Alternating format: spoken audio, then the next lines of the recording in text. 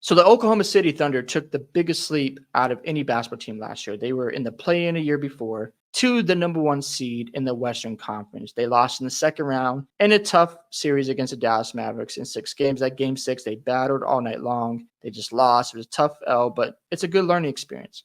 We saw Chet Holmgren after his first year. He missed all year. He looked really solid. SGA, an MVP candidate. And again, we've seen this before from young basketball teams. The Thunder in the past for the Westbrook, Durant, James Harden.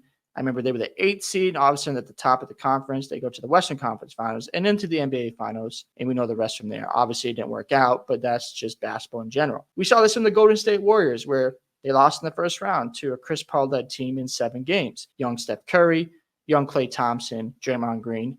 Had another series before that. I know they lost in the second round to the Spurs. And all of a sudden, after that playoff experience and playing together and building chemistry, what happens that third year together? I think it's their third year. They go on and win the NBA championship, and they have 4 rings together 10 years later. So we've seen this before with young basketball teams. Now, what do I expect out of OKC? I think they're going to be really good. I think they're going to be battling with Dallas for that top seed in the Western Conference. And again, like I've been saying before, I think it's OKC and Dallas. I don't think Denver is going to touch OKC because you look at what's going on in the West. You saw what they did this offseason. They signed Isaiah Hartenstein, who can crash the boards, really good at setting screens, good at creating extra possessions, and a great rim protector. They added Alex Caruso, who won a championship with the LA Lakers, great perimeter defender. He can shoot the 3, but also he gives you another option out there on defense. Instead of relying on SGA and Jalen Williams to guard the best player, now you add another option with Caruso so SGA can conserve his energy on offense, and also Jalen Williams can go out there and conserve his energy for offense as well. So Caruso being out there, he can spend 10 to 15 minutes making it tough on a guard out there, and it just helps SGA continue to work on the mid-range game, get into the free throw line, and just creating havoc on the defense. So I think that was a great pickup, a great veteran presence, because OKC needs older guy in there just to steer this team in the right direction. We looked at Chet Holmgren, who we expect to take another leap. Now, I will say this. He could go through a sophomore slump. I'm not trying to hate on him, but we saw this with Scotty Barnes. He had a tough second year, and Chet Holmgren has a scouting report out right now. So how is he going to respond when teams are making adjustments? They have ways to stop him in the regular season and the playoffs. That's another question I have about the Thunder. How are they going to handle teams giving their best effort every single night? Because they're not going to surprise anybody anymore. They understand that, okay, this is a really good basketball team. They're definitely a contender, and we're going to bring it every single night. How are they going to face that adversity? Because we've seen in the past where teams come out of nowhere, they surprise you, and then a year later, they go through struggles. I'm not thinking that's going to happen to OKC, but there could be games they lose. You're going, why did that happen? Because teams are making adjustments to their players. So something to think about. I'm not saying this is going to happen, but it's something you want to at least consider, especially when it's a target on your back. People are saying they're going to win the championship and so on and so forth.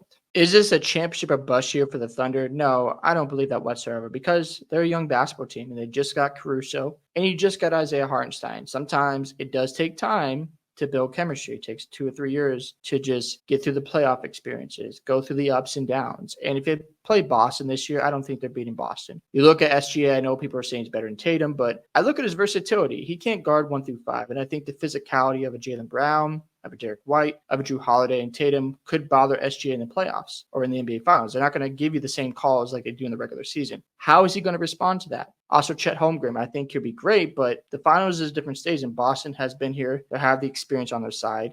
And even if OKC has home court, we've seen Boston win big playoff road games. So even if the Thunder meet up with Boston in the Finals, I think Boston's still going to win. But is this a championship or bust year? No, because there's still time to get better. And also, you're not going to win it as a young basketball team all the time. Sometimes it does take a couple more seasons before you see them click on all cylinders and actually get the job done.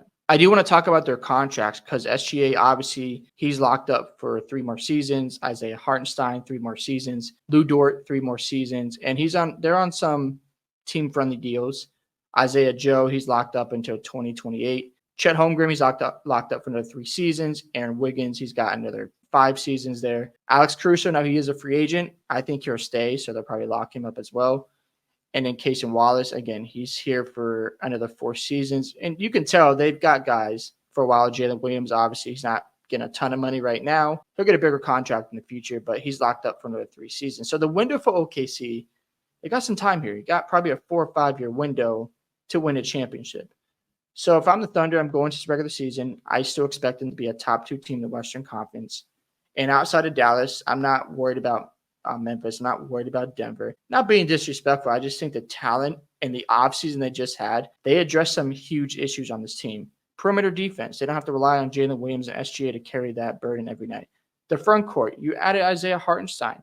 And again, he can rebound the basketball. He's going to make it tough on the opponents, especially with his offensive rebound. My goodness, I remember he played Boston. He was getting so many rebounds on Horford. It was just frustrating to watch. But again, credit to Hartenstein. He creates extra possessions. He's a solid passer. He can do other things out there for OKC with physicality. So all of a sudden, you add him to this roster. You add toughness. You add toughness with Alex Caruso in the perimeter. Now OKC is going to grow up even more next to those guys, and it's going to rub off on SGA. It's going to rub off on Jalen Williams. It's going to rub off on Chet Holmgren. So I think for the Thunder, I like where they're heading. I like the future and the upside of the Thunder. They got guys locked up for a while. Obviously, some guys are still on rookie deals. So it's going to be interesting to see if they can keep this core together, especially if they don't win it next season. I am very curious to see if, a guy like Caruso will stick around. Can they pay him that kind of money? Is somebody else going to give him a massive contract? Those are things to keep an eye on. But I think Caruso is here to stay because I think he'll look at the situation and go, man, I got a good chance to win a championship in the next 2 or 3 seasons. I might as well stick around and go for the ride. And obviously, SGA, he's an MVP candidate. I don't think he's going to win MVP. I think Luka is going to win it this season, but I could see him winning MVP in the next 2 or 3 seasons. So for me, the Thunder should still be the number 1 seed in the Western Conference. Now, if they make the NBA Finals, that's still up for debate because I still want to see what Dallas does this regular season. I know Dante Exum, he's got some surgery to work on, and I think Dallas is going to make another move to improve their bench and upgrade their offense. And also, is OKC going to make another move? What are they going to do this season? Are they going to keep the same guys? Are going to make a move to add to this core? I don't know. We'll see how that plays out. Worst case scenario, if they lose to Dallas in the Western Conference Finals again, no shame in that. Luka Doncic is that good. I think he's the best player in that series. And I think SGA one day, he'll win the MVP. I think he's going to get in the next 2 or 3 seasons. His numbers are just ridiculous. But experience does matter, and I got to give that experience edge to Dallas right now. However, they did add experience with Caruso. He's an NBA champion. I don't want to dismiss that. Isaiah Hartenstein's been in the league for a while as well. Obviously, SGA too. So it's going to be interesting to see if they match up with Dallas. That's going to be a very fun match. But I think that goes 7 games. It's going to be fun. It's going to be a lot of narratives going on, and it's going to be good basketball. But if they meet up with Boston and Boston's ready to go, locked and loaded, I don't see them beating them. I think Boston will beat them in 6 games, maybe 5, because, again, experience does matter, and you got to go through the process. And they're a young basketball team. Even if they lose in the Western Conference Finals or the NBA Finals, there's no shame in that whatsoever. I still think SGA is only going to improve, and he'll be ready to go this season. I expect Chet Holmgren to take another leap. Now, again, if he goes through a slump, don't freak out. We've seen this from players in the past where they're really good as a rookie and their sophomore season, they go through some growing pains because the scouting reports out. Teams know how to expose their weaknesses, and they have a hard time adjusting because they're still a young player. Don't be surprised if that does happen. I don't expect it to happen, but don't be shocked if it does. Really, the biggest questions for the Thunder is, are they going to be patient with this roster? Are they going to keep building that chemistry? How are they going to handle adversity, especially if teams are giving them their best efforts every single night? Are they going to take care of business? Are they going to go through some growing pains where they lose games that don't make sense? I'm very curious to see how that all plays out. But yeah, OKC had the best offseason in my opinion. But at the end of the day, I still think they're a year or 2 away. That's not being disrespectful. I just think I look at Dallas. I think right now, if they meet up in the Western Conference Finals, I'm picking Dallas still because I think Luka is that good. And, I know they have the depth, but I do expect Dallas to make another move to add to their bench and improve that roster even more. Because they got guys on there, you're looking at them going, okay, Spencer Dinwiddie, you look at Maxi Kleber, you look at Powell. I think eventually Dallas is going to make an upgrade at some point and really make it hard for OKC when they eventually, I expect them to meet up in the Western Conference Finals. So hope you guys enjoyed this video today. I'd love to hear your thoughts on your expectations for the Thunder coming into this regular season. Don't forget to like and subscribe to the channel, and I'll see you in the next one.